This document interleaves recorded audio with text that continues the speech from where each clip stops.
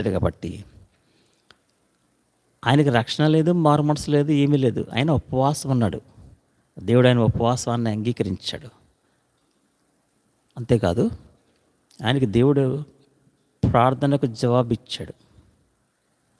అంతే కదండి. అతి సంతోషభరితునిగా చేశాడు. సంతోషమే ఎక్కువ. సంతోషభరితలో ఉండడం అంటే దానికంటే ఒక స్టెప్ ఎక్కువ. అతి సంతోషభరితునిగా దేవుడు చేశాడంటే ఎంత గొప్ప కార్యం దేవుడు చేశాడంటే ఒక్క రాత్రి ఉపవాసం, 1 నైట్ ఫాస్టింగ్. ఒక్క రాత్రి ఉపవాసము మనం ఈ విధంగా చేస్తే మన గురించి కావచ్చు, మన ఇంటి వారి గురించి కావచ్చు, మన కుటుంబాలు ఎవరి గురించి కావచ్చు, మన స్నేహితుల వరకు కావచ్చు, సంఘం కొరకు కావచ్చు, దేవుడు మన ప్రార్థనకు జవాబిస్తాడండి. మనలను దేవుడు అతి సంతోషభరితులుగా చేస్తాడు. ఈ రాత్రి దేవుడు ఈ